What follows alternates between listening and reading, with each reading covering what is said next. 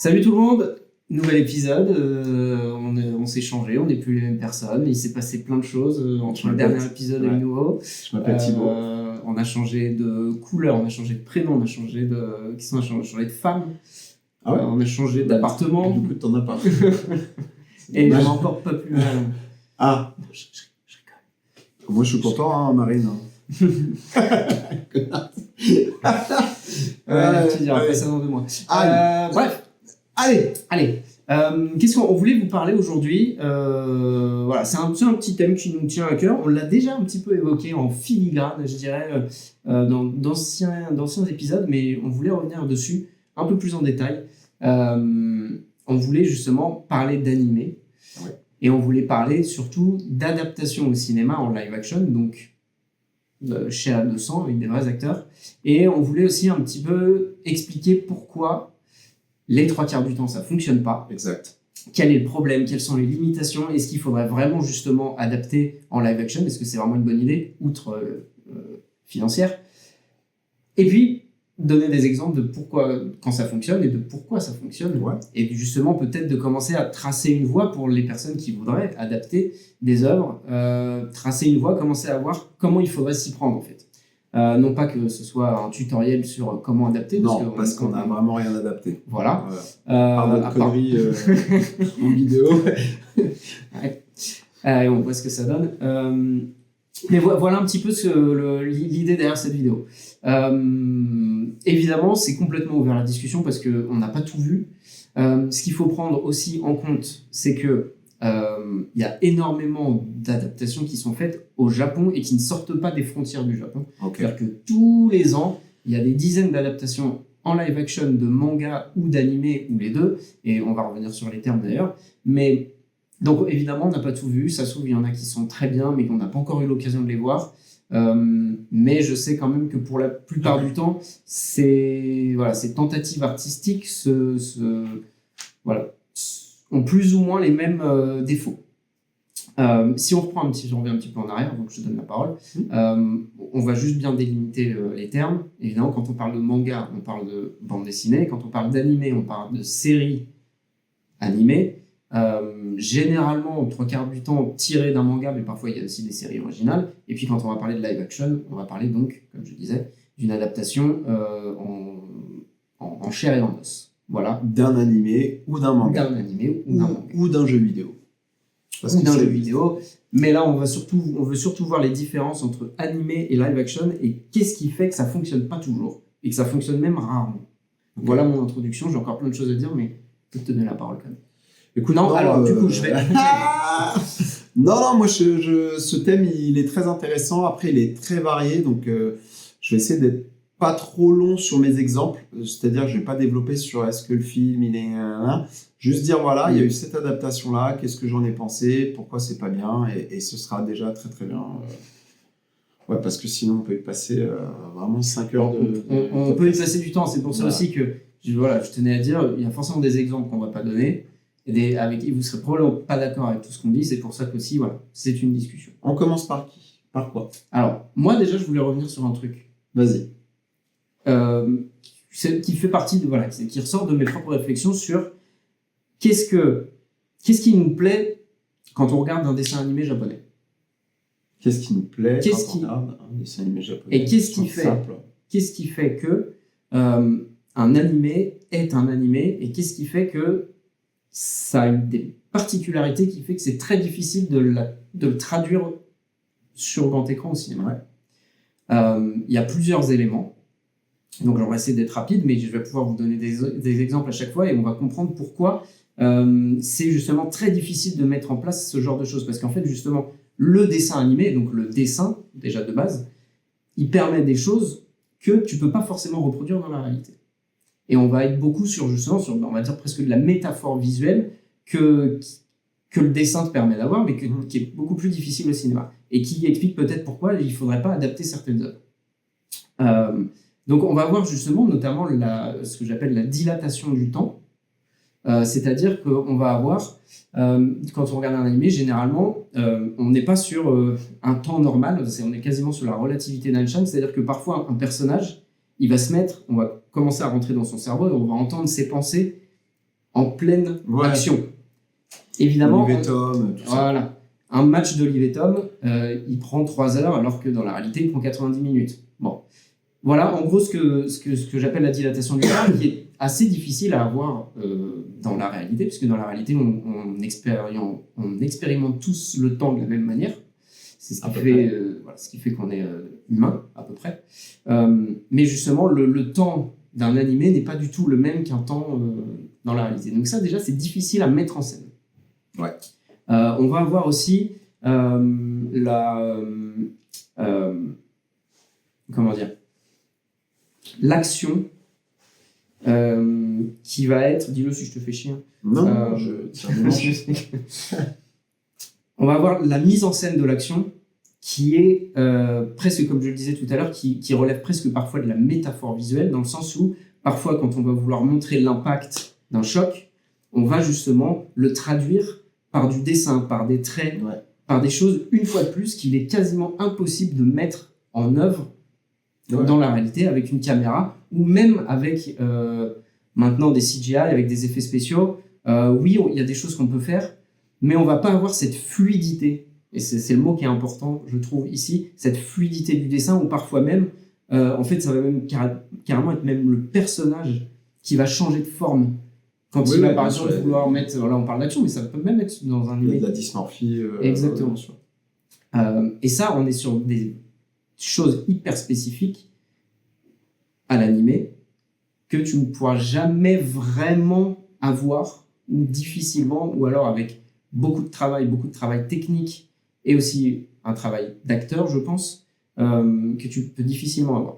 Après, il va y avoir aussi plein d'autres choses, comme je disais, je parlais de métaphore visuelle, plein d'autres choses que les réalisateurs et les dessinateurs d'animé mettent en place, par exemple pour montrer le charisme d'un personnage qui va arriver, et on va te le montrer, il va prendre les 3/4 de l'écran, et puis les autres personnages qui le regardent et qui sont ébobis de le voir aussi impressionnant, qui vont être tout petits. Ça, c'est des parties pris de mise en scène qui, tout de suite, visuellement, t'es même pas obligé de comprendre ce qui se passe, t'es même pas obligé de comprendre le langage de ce qui se raconte, tout de suite, visuellement, tu comprends que ce personnage, il est important, il est charismatique, il en impose, etc. Ça, c'est également très difficile à mettre en scène quand tu as des vrais acteurs, parce que déjà, en plus, non seulement il y a toute cette partie visuelle, mais faut que tu mettes beaucoup de choses sur les épaules de tes acteurs aussi. Et c'est pas toujours évident. En fait, en gros, pour résumer, c'est que dans un animé ou dans un manga, l'espace-temps n'est tout simplement pas le même. Ouais, c'est mieux résumé. Moi, j'ai mis 5 minutes, lui, mais vraiment, tout est différent. Et c'est normal, puisqu'en fait, quand on va lire un manga ou on va regarder un animé, on ne cherche pas à aller dans la réalité. Ça n'a aucun sens. Donc, c'est bien pour ça qu'on regarde des dessins animés. C'est pas pour voir ce qui se passe dehors. Sinon, on regarderait dehors et on se ferait pas chier, en fait. Moi, la question que je me pose, si tu as fini, c'est une vraie question. Non, c'est une vraie question. Tout ce que tu me dis, c'est hyper intéressant. Pourquoi on a envie de voir en chair et en os nos héros de manga et d'animé? Alors, moi, j'ai pas envie, mais oui, c'est une très bonne question. Parce que du coup, vu que tu as très bien expliqué que c'était pas possible, c'était pas ergonomique, c'était pas logique, pourquoi on a envie? Pourquoi on a envie? Je pense que ça vient psychologiquement d'une volonté de s'identifier plus facilement à nos héros. Mais est-ce que nous, on en a vraiment envie? Est-ce qu'on leur a demandé s'ils avaient envie, en fait? Parce que ça, c'est les réalisateurs, c'est les mecs qui sont hyper fans, mais qui ont les moyens de réaliser, qui se disent, putain, je vais donner vie, au sens propre du terme, à ce héros. C'est un petit rêve de quand j'étais petit, quoi. Mais est-ce que nous, en tout cas, est-ce que nous, consommateurs, on a demandé, est-ce que ça vient de nous? Ou est-ce que ça vient pas d'un fantasme des mecs qui ont les moyens de le faire? Parce qu'en réalité, moi, si on me demande si j'ai envie de voir en chair et en os Sangoku ou Kenshiro ou mes personnages de Street Fighter, non. Moi, ça me suffit qu'il soit en 3D, sur papier, en 2D, dessiné en peinture. Ça me suffit largement. Donc, j'arrive pas à me dire que les gens qui consomment ce genre de choses, ils ont la volonté que ça se transforme en chair et en os. La curiosité, peut-être, oui. Mais la volonté, j'ai un doute. C'est la même question qu'on peut se poser avec la bande dessinée américaine de toute façon. Hein. Ah oui, moi je mets dedans. Et de toute façon, la mode actuelle, alors qui existe depuis quelques temps, mais qui va s'accélérer, hein, parce que justement aujourd'hui, on a fait les super-héros, on a beaucoup fait les jeux vidéo en ce moment, mais c'est encore un peu la mode. Mais les prochaines grosses propriétés intellectuelles qui vont être adaptées à Hollywood et ailleurs, c'est les mangas et les animés. Donc de toute façon, ça va être la prochaine grosse vague qu'on va avoir, et tous les gros mangas qui fonctionnent. On va avoir du My Hero Academia bientôt. Un jour, ça m'étonnerait pas qu'on se tape du One Punch Man, qu'on se tape ceci, qu'on se tape ça. C'est sûr et certain qu'on va s'en taper. C'est évident. Voilà. Donc c'est pour ça, là, on en parle un peu déjà avant pour dire... voilà, dans 10 ans, on pourra dire, regardez la vidéo des seconds rôles, ils avaient raison. On en parle avant, mais il y a quand même eu des précurseurs qui se sont bien ratés. Notamment le Dragon Ball Evolution, qui était une catastrophe. C'est impossible de rater un film autant, mais ok, vas-y, go. Moi, j'ai mon tatoueur Finwell, grosse dédicace, mon petit loupard, qui m'a fait découvrir l'adaptation de 95 de Kenshiro, fait par des Américains. C'était dégueulasse. C'était dégueulasse. C'était une cata. Et puis, on a tous vu l'adaptation de Van Damme, Street Fighter, dont on a déjà parlé, qui était pas ouf du tout, qui a son charme. Je te dis, qui a son charme, ne regarde pas comme ça, mais qui est une catastrophe en termes d'adaptation. Oui, qu'est-ce que tu veux qu'on fasse avec des trucs comme ça? On n'a même pas demandé, nous, en vrai. On n'a rien demandé. Vous pouvez laisser les œuvres hein, tranquilles. Vous embêtez à faire des scénarios hyper complexes pour faire évoluer la franchise, mais en la laissant en 2D ou en dessin. Mais vous n'êtes vraiment pas obligé de faire chair et en os, parce qu'en plus, comme tu le dis, il y a de l'acting qui ne sera pas possible. Il y a des choses tu ne peux pas les retranscrire sur un visage humain, parce que les visages qui sont dans les bandes dessinées ou dans les mangas ou dans les animés ne sont pas humains.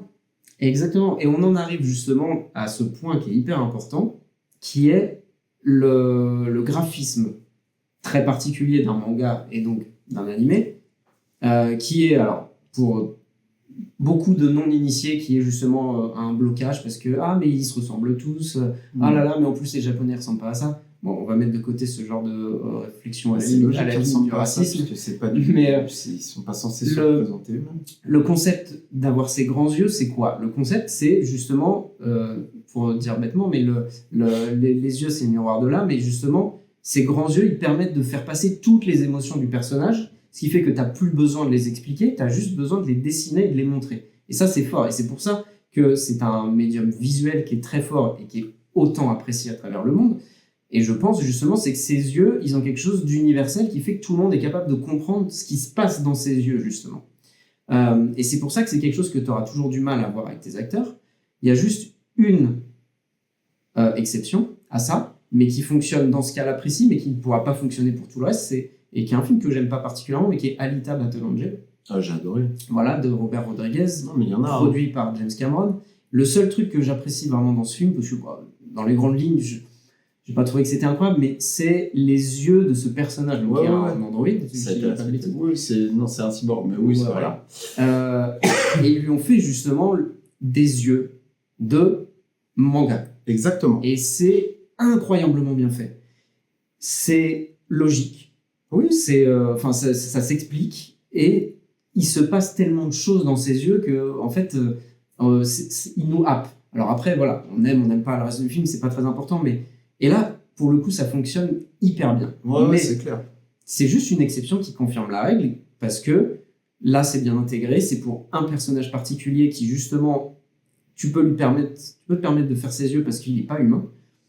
Mais sinon, tu ne pourras jamais faire ça pour toutes tes adaptations de Bah non, d'animé, c'est impossible. un autre exemple, et là on change, on part pas sur les visages, mais sur les armures, les Chevaliers du Zodiaque, le live action, c'est une catastrophe. Les armures, évidemment qu'ils n'allaient pas pouvoir faire les mêmes. Et pourtant, il y a des cosplayers qui font des meilleures armures que ceux du film. Même ça Il y a devient des kitsch. cosplayers qui font des armures de ouf en termes de... Mais sauf que les mecs, ils sont passionnés, ils passent du temps dessus.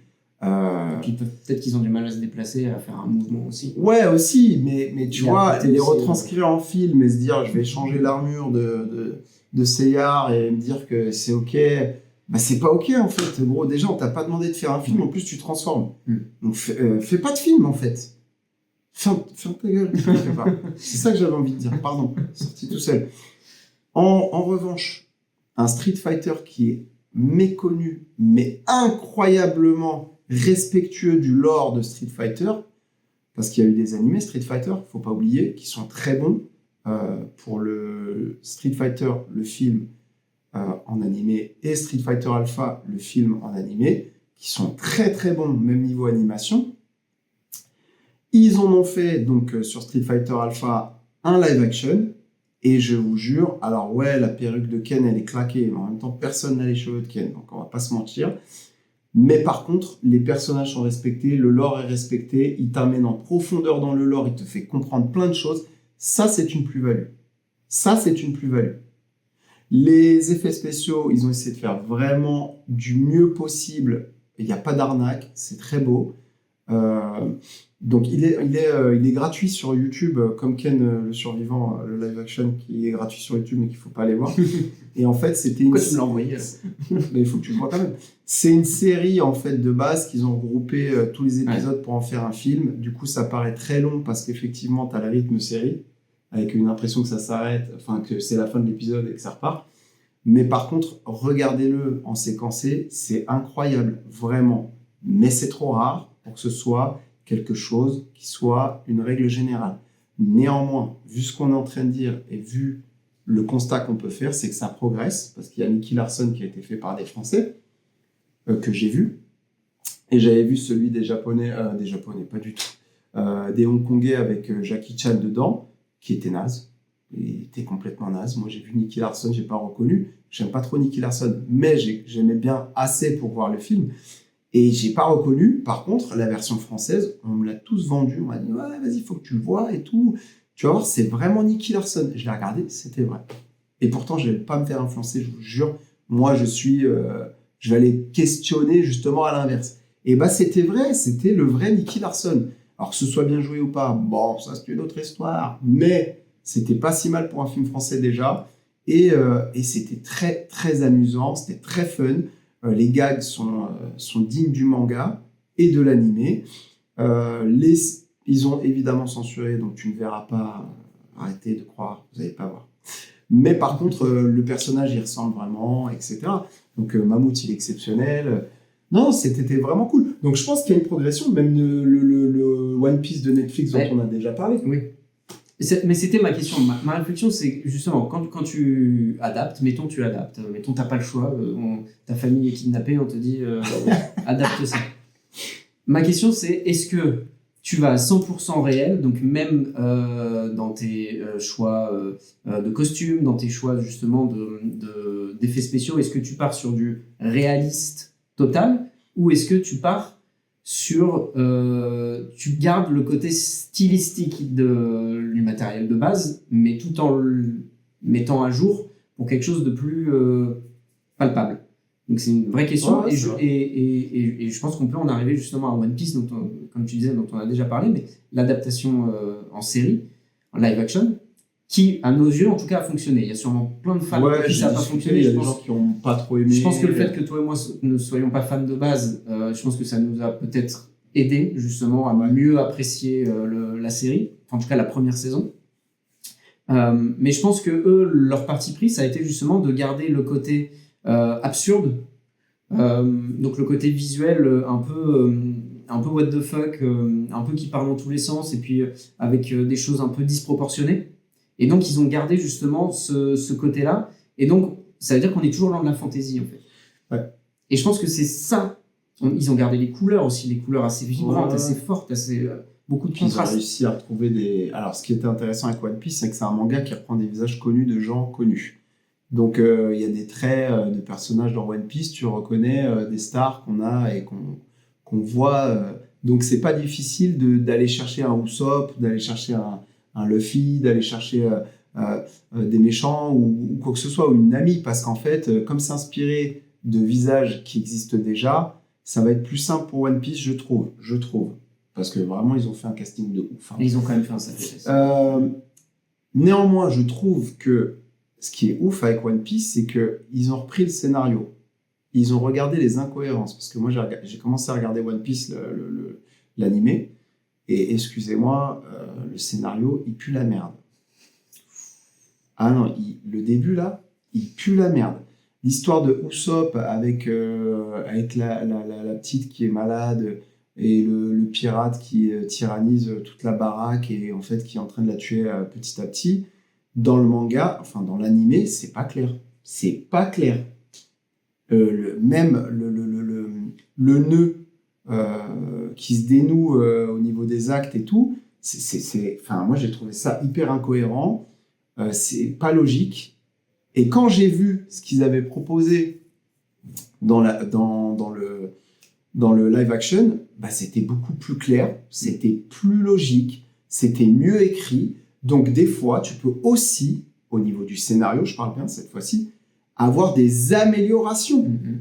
Pour moi, cet arc-là, il est mieux écrit, je parle bien d'écriture, dans le live action que dans l'animé ou dans le manga, même si le manga, je ne l'ai pas lu. Donc, il y a des choses qui sont possibles. Il faut essayer, faut aimer ce qu'on fait déjà, je pense. Et puis, il faut pas... Ouais. Mais oui, c'est vrai que dans One Piece, c'est étonnant comment ils ont respecté le truc, quoi. Bah, de toute façon, on en revient quand même souvent à la même réflexion, mais il faut déjà que tu saches pourquoi tu fais la chose avant de la faire, évidemment, mais avant de bien la faire. C'est-à-dire que si ta seule motivation, c'est bah écoute, c'est le truc qui fonctionne bien en ce moment, on a acheté tel droit pour une adaptation, fais-nous quelque chose, mais si t'as rien à raconter, si t'as pas une affection particulière pour le matériel de base et que t'as rien à dire, tu vas faire de la merde, c'est sûr. Et ouais, c'est clair. donc de toute façon, si tu sais pas où tu vas nulle part. Voilà, déjà. Moi, je prendrais pour exemple, à mon sens, la meilleure adaptation live action d'un animé, et aussi également d'un manga avant ça, qui est Rurouni Kenshin. Donc là, on est plus sur quelque chose, on est moins sur le fantastique, on est plus sur quelque chose d'époque, un peu plus samouraï, mais il y a quand même un côté très grandiloquent justement à la manga. Donc on n'est pas sur du pur samouraï, les 7 samouraïs du Kurosawa ou ce genre de choses. On est vraiment sur quelque chose qui a un côté beaucoup plus typé manga. Et l'adaptation, alors il y a eu 5 films. Moi, je conseille vraiment principalement la trilogie, les 3 premiers. Les 2 derniers, je les ai trouvés un petit peu en deçà. Mais ce qui est fort déjà, c'est que sur les 3, on est déjà sur les mêmes équipes créatives, donc le même réalisateur. On voit que tout se tient, que tout a été tourné les uns à la suite des autres. C'est fluide, c'est propre, c'est beau. Mais on est vraiment sur une très très très belle adaptation. Il y a beaucoup de combats au sabre, parce que c'est quand même un peu tout le concept de l'animé de base et du manga. Et vraiment, on est sur une mise en scène. Et là, vraiment, tu parlais tout à l'heure de script, mais là, je donne un deuxième exemple, mais vraiment justement de mise en scène. Donc, on a les 2 aspects, qui est vraiment excellent. Ça fait partie de la meilleure mise en scène de films d'action que j'ai vu sur ces 10-20 dernières années. Vraiment, c'est très très très fort. Comment il s'appelle, Keiichi Otomo, je crois, le réalisateur. Il faut vraiment le voir parce que les scènes d'action sont toujours dynamiques, très très claires. Très très claires. Tu sais ce qui se passe tout le temps. C'est que comment on va régler le problème. J'ai un adversaire en face, il s'oppose à moi, il s'oppose de telle manière, c'est un obstacle, comment je vais faire pour contourner cet obstacle. Une fois que je l'ai contourné, évidemment, une baston, ça dure longtemps, donc il y a d'autres obstacles, etc. Mais c'est toujours, ça raconte, c'est des mini-histoires. C'est vrai que je le dis souvent quand on parle d'action, sur une scène d'action, Une scène d'action, c'est limite un court-métrage, très court, qui doit avoir un début, une fin et des problèmes au milieu. Et comment on va régler ces problèmes? Voilà. C'est très fort sur Rurouni Kenshin, c'est très bien fait, très bien mis en scène. Quand ça se bat pas, c'est également beau à voir. C'est ça aussi qui est important sur des adaptations et des films d'action. Parfois, ils se concentrent tellement sur l'action que dès qu'on est sur du dialogue, on se fait chier. C'est fait avec les pieds, le réalisateur il s'en fout, il est en train de fumer sa clope, il a laissé le second réalisateur, enfin second assistant ou je sais pas quoi, bref.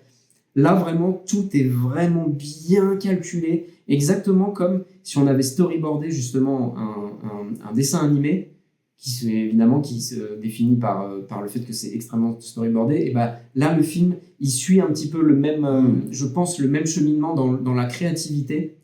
Et il se passe toujours quelque chose dans le fond, c'est bourré de détails.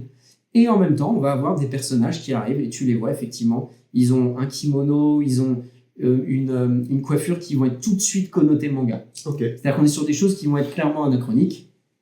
On se doute bien qu'à l'époque d'Edo, le gars, ils n'avaient pas des veuches comme as. Mais c'est pas grave parce que tout de suite, c'est teinté manga, on sait dans quel univers on est. Ouais. Et en même temps, ça choque pas parce que c'est pas trop kitsch non plus. Ils en font pas trop. Ils ont trouvé le juste milieu, ils ont trouvé le curseur pour que ce soit visuellement intéressant sans que ce soit kitsch ou que ça te sorte du truc. Ouais, bien sûr. Donc, vraiment, j'en parlerai jamais assez. Rurouni Kenshin, les 3 premiers, il y a un début, une fin en plus. C'est, on va dire, la trilogie originale qui est vraiment excellente et que je recommande chaudement. Ok, merci pour cette recommandation. Moi, ce que je ne recommanderais pas, et on va les faire, on va terminer avec eux quand même. Non, parce qu'on a déjà fait toutes les adaptations manga, mais on va parler de Disney qui réadapte en live action ses propres créations animées. Allez vous faire foutre. C'est la pire. C'est de la merde. En fait, c'est tellement de la merde. Et moi, je suis allé voir Le Roi Lion en me disant, bon, vas-y, tu sais, j'avais raté Aladdin parce que je m'étais dit, ça va être nul. Et je me suis dit, Le Roi Lion, vas-y, on y va. Je n'ai pas compris la plus-value. Il n'y a aucune plus-value à réadapter des films animé en film live action quand c'est du Disney, c'est terrible. Alors c'est marketing, hein, et je sais pas de quelle idée de merde, j'ai pas compris. En fait, je suis sorti de là, j'ai dit d'accord, donc j'ai vu Le Roi Lion en 3D en fait parce que c'est pas des vrais animaux. Ouais, ok. En plus l'histoire, c'est quasiment la même à 2-3 points près. J'ai dit, je comprends pas. Franchement, j'ai beaucoup de mal. Alors, pour finir, je pense, en tout cas, moi, j'ai plus rien à dire là-dessus. Ce qui m'intéresserait, moi, en commentaire, c'est de comprendre, vous, si vous avez aimé, pourquoi vous avez aimé. Que ce soit les Disney ou les adaptations que nous, on n'a pas aimées, peut-être, par exemple. Mais vraiment, j'ai besoin d'avoir la réponse. Pourquoi on aime un Aladdin live action? Pourquoi on aime un Chevalier du Zodiaque live action, à supposer qu'il y en ait qui l'aiment, parce que ça n'a pas été une très grande réussite. Il faut vraiment m'expliquer l'intérêt. Et encore One Piece, nous, on est là, on n'aime pas One Piece de base, on s'en fout, c'est pour ça qu'on est allé voir. Mais on peut comprendre que des gens se disent pourquoi ils ont fait ça. C'est pas le problème. Hein. Mais après, on peut aussi dire que c'est bien fait. Mais là, pourquoi vous aimez des films? Ouais, dites-nous pourquoi. Qu'est-ce qui vous intéresse quand vous aimez une œuvre originale de la voir en live action? Et je dis bien quand vous aimez une œuvre originale, pas comme nous avec One Piece, encore une fois. Ok, ouais, nous, ça nous... Enfin, moi, en tout cas, ça me questionne. Ouais, bah, après, on le sait, hein, on sait qu'il y a toujours, c'est toujours des questions mercantiles. Mais il n'y a pas de jugement quand je dis ça. C'est pourquoi vous aimez. C'est vraiment... peut-être que ça va m'ouvrir autre chose. J'arrive pas à avoir le prisme d'aimer un live action quand t'aimes l'œuvre originale. J'arrive pas. Bah, une fois de plus, c'est à chacun de nous dire. Il y a des exemples, il y a des bons exemples, oui, il y a beaucoup de mauvais exemples. Voilà. Est-ce qu'on se ferait pas un petit pari pour finir sur quel live action va être le mieux entre ceux qui vont arriver là? Vas-y, tu me fais un petit top 5 et je te dis mieux, pas mieux, mieux. Pas mieux. Vas-y. Là, tout de suite. Ouais, vas-y. Attends, sur ceux qui vont arriver. Ouais, je crois que c'est tout t'as dit, pour toi. t'as dit My Hero Academia. Alors, My Hero Academia, ils vont le faire, c'est sûr. C'est nul. Ça va être zéro. Ça va être zéro. Attends, ils le font à Hollywood, mais avec un réalisateur japonais. Ça va être zéro. Mais un réalisateur japonais qui a fait déjà des adaptations au Japon que j'ai pas aimé. Non, mais ça va être zéro. Donc, My Hero Academia, pour moi, ça va être Ça zéro va pas parce que marcher. c'est impossible. C'est impossible. Mais Il y a bien trop, sûr. c'est trop. c'est trop. Vas-y, Je quoi suis d'autre d'accord. Non, honnêtement, j'en sais rien. One Punch, si un jour il est si adapté, un jour- moi je pense que ça peut être top. Parce que c'est simpliste au niveau des dessins. Ouais, ok. Il y a moins de couleurs, il y a moins de bordel que My Hero Academia. Ah bah non, clairement. C'est Ouais. beaucoup plus facile. C'est Mm. beaucoup plus facile. Genos, on a déjà vu des cyborgs. Ou les héros, enfin, les dessins sont beaucoup plus simples. My Hero Academia, c'est. Pour moi, je pense que One Punch, c'est possible, que ce soit bien. Après, il y a quoi d'autre Hypothétiquement. Hypothétiquement, je sais pas. Chainsaw Man, tiens, récemment est sorti le film. Ouais, bah en live action, horrible. Oublie. Nul. Oublie, clairement. Zéro. Jujutsu Kaisen, c'est pareil, oublie. Enfin, et encore. Non. Mais c'est possible. Faut s'y attendre. Hein. Demon Slayer, Demon Slayer, c'est sûr qu'ils vont le faire. je pense qu'on va se le taper. Alors, Demon Slayer. Une fois qu'ils auront fini, qu'on aura eu les 3 films, qu'ils auront terminé, Je pense Demon Slayer, ça peut être bien fait.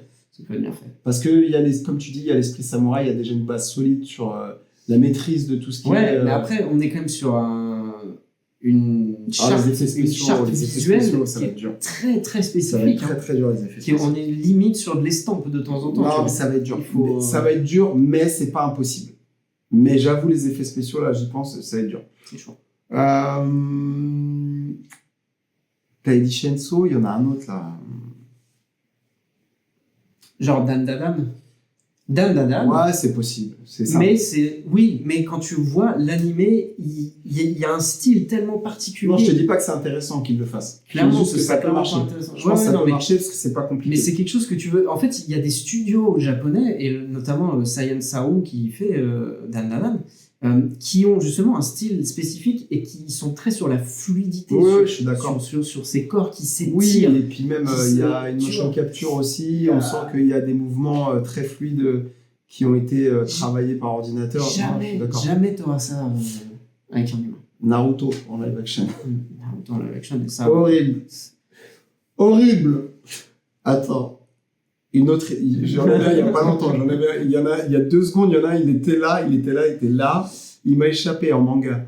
En animé. Attends. Parce qu'après, les Japonais, ils ont fait Jojo, et avec l'un de leurs plus grands réalisateurs, donc Takashi Miike, et Jojo, ça a pas marché. C'était pas bon. Ils ont peut-être pas pris le bon arc non plus en plus. Enfin bref, on va pas revenir là-dessus, mais c'était pas bon. Full Metal Alchemist, j'ai regardé les 5 premières minutes, j'ai dit c'est impossible. Mais c'est trop C'est dur. impossible. L'attaque des titans. L'attaque des Titans. Mais tu l'as vu là Ah, il y a un live action. Mais déjà. les Japonais ont fait une duologie, donc 2 films, l'attaque des Titans, alors que le manga n'était pas terminé. Donc en fait, ils ont inventé leur propre fin. C'est nul à chier. Mais attends, C'est j'ai pas vu, nul moi. à chier. C'est une catastrophe. Moi, je vais le regarder. Et c'est un très bon exemple. Et les Américains, ça fait plusieurs années qu'ils essayent de monter leur propre projet et qui galèrent. Et d'ailleurs, moi, au passage, je me permets de le dire, je sais très bien qui devrait le faire. L'attaque des titans. Ouais, James Cameron. pas du tout. Faux. Non, c'est une question. Non. Parce que lui, il a l'habitude des énormes trucs Ouais. avec beaucoup Je vois ce que tu d'effets veux dire. spéciaux et je pense Ouais, que mais lui, non. ça, c'est un truc qu'il maîtrise plus. Non, Qui pour moi, c'est Alex Garland qui devrait le faire.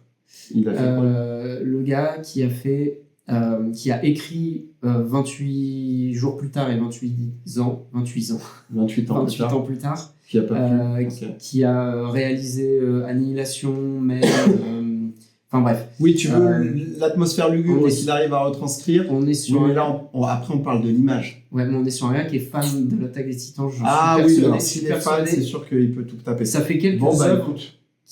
qu'il montre à Hollywood comment il le ferait, et j'attends que quelqu'un Ouais, enfin le mais c'est comprenne. possible. Evangelion Néon Genesis. Putain, Néon Genesis. Alors, j'ai- Pacific Rim, s'en est pas mal sorti. J'ai beaucoup aimé Pacific Rim, moi. Pacific Rim, bah oui, parce que c'est C'est Del Toro. complètement pompé, par contre, sur Evangelion. Sauf qu'il n'y a pas toute l'atmosphère psychologique, donc ça, c'est vraiment dommage, parce que Evangelion, là, pour le coup, ça marchait de ouf. Là, ça marchait. Donc Evangelion, ça marche, mais on a l'habitude des robots aussi. Ouais, Evangelion. Ouais, Ouais. mais- Bon, bref. Vous savez quoi? Proposez-nous en commentaire Ouais, grave, parce que- quelle adaptation déjà vous aimez, pourquoi vous les aimez, en aimant l'original, évidemment, pas comme nous, avec One Piece, encore une fois. 3 fois. Non, mais je préfère le dire parce qu'il n'y a pas de quiproquo, quoi. Et proposez-nous une adaptation et dites-nous si pour vous elle marche ou pour vous elle marche pas. Et nous, on vous répondra par rapport à la vision qu'on a si on voit que ça peut fonctionner ou pas. Et qui vous voyez adapter? Ouais, ça c'est bien aussi. Ouais, Non, ça fait beaucoup de travail, on va bosser un peu. ouais, mais c'est bien. On va pas tout faire, Et nous. puis, ouais, commenter de temps en temps, ça fait pas de mal. Hein. Oh, ça va. Ça mange pas de pain, comme qui dirait. Non, ça c'est sûr. Bon, en tout cas, merci Ouais. pour cet On a épisode. fait chier le chat, mais je pense que, Ouais, je je pense sais. que les gens derrière leur écran sont fascinés. Le chat n'en a rien à foutre. Allez, bisous.